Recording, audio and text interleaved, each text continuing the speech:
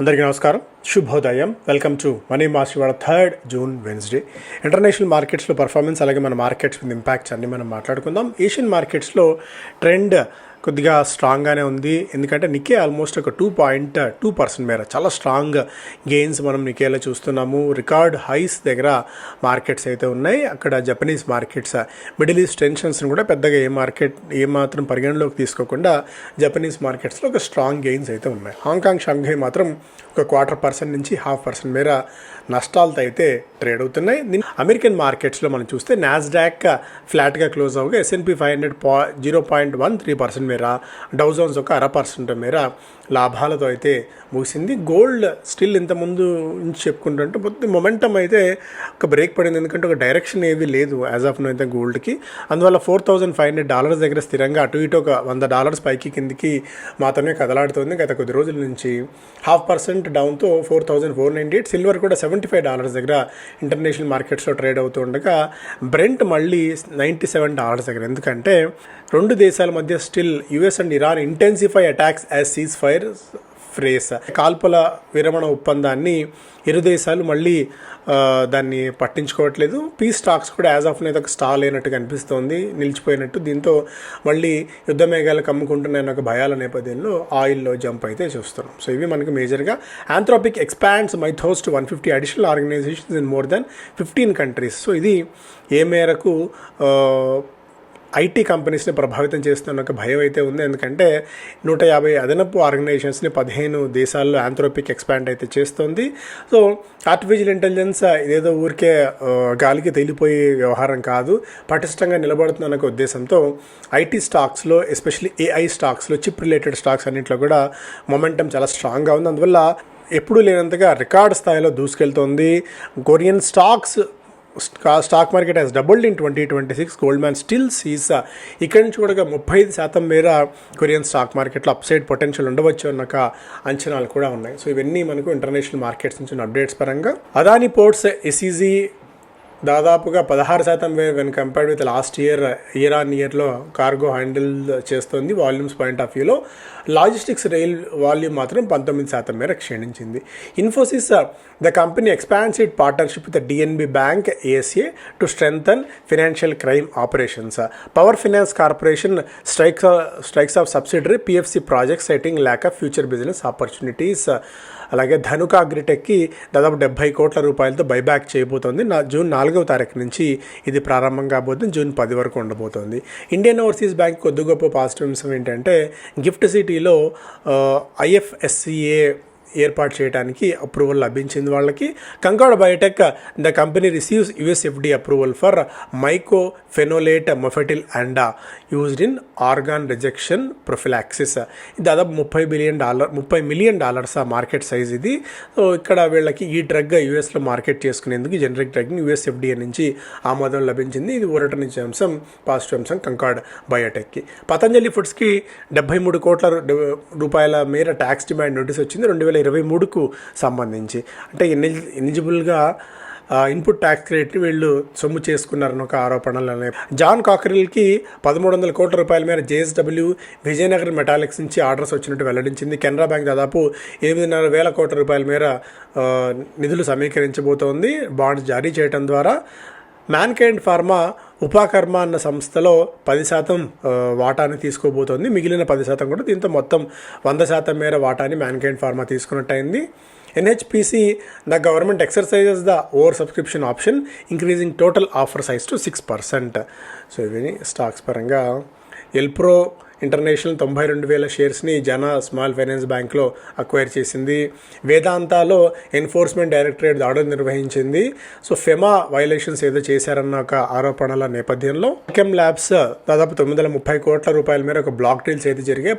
దాదాపు 930 కోట్ల రూపాయల డీల్ ఇది. ట్రాన్సాక్షన్స్ 5,200 రూపాయలు చొప్పున దాదాపు 18 లక్షల షేర్లని ప్రమోటర్స్ విక్రయించారు మ్యూచువల్ ఫండ్ సంస్థలకి. Economic times Coca Cola Buttler set to list next year for $1 billion plus. IPO seen valuing HCCB parent over $10 billion as soft drinks rivalry bubbles up. Coca Cola bottling చేసే company వీళ్ళు next year mostly ఐపీఓకి వచ్చే ఆలోచనలో ఉన్నారు. మళ్ళీ Reliance retail మరి ఏ మేరకు వస్తుందో, ఎందుకంటే క్యాంపా కోలా మంచి గట్టి పోటీ అయితే ఇస్తుంది వీళ్ళకి. హెచ్సిసిబి 1997లో ఆపరేషన్ స్టార్ట్ చేసింది. దాదాపు 2000 మంది డిస్ట్రిబ్యూటర్స్ ఉన్నారు. ఇది 14 బాటిలింగ్ ప్లాంట్స్ ఉన్నాయి. సో ఇవన్నీ నంబర్స్ పాయింట్ ఆఫ్ వ్యూలో సో నెక్స్ట్ ఇయర్ దీనికి సంబంధించిన అప్డేట్స్ రావచ్చు. IT firms binge shop on M&A street for client access. Oman goes past Qatar to become India's top LNG supplier in March. South Korean stock market emerges as world's 6th largest pips Dalal Street.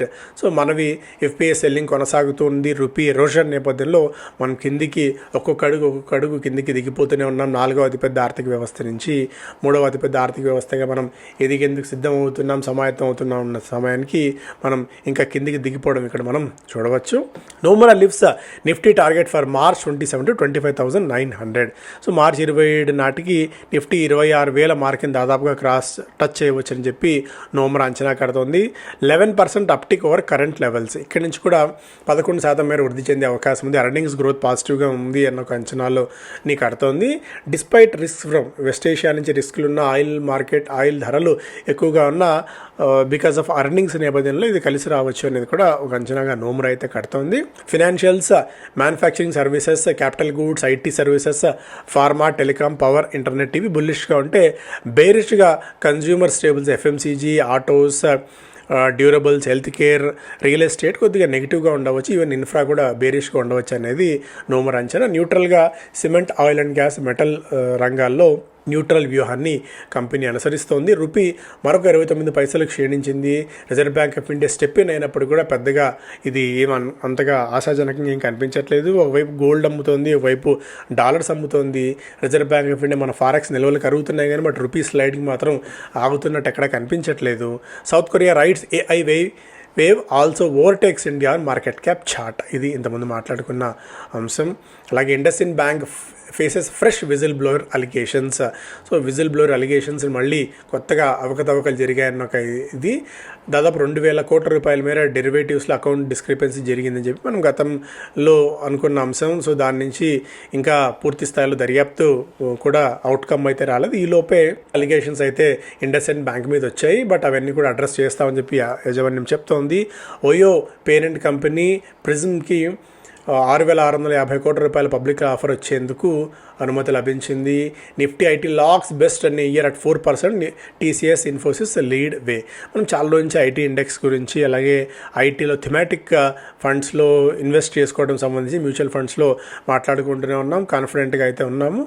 Nifty IT overall year to date ప్రకారం -18% మేర returns ఇచ్చినప్పటికీ గత 3 రోజుల్లోనే Nifty IT దాదాపు 7.5% మేర పెరిగింది. Nifty 50 ఈ గ్యాప్లో 2% మేర వీక్నెస్ అయితే చూస్తున్నప్పటికీ బట్ కొద్దిగా రిస్క్ తీసుకొని కాషన్లో ఐటీ థిమాటిక్ ఫండ్స్లో మనం పాజిటివ్గా అయితే ఉన్నాము.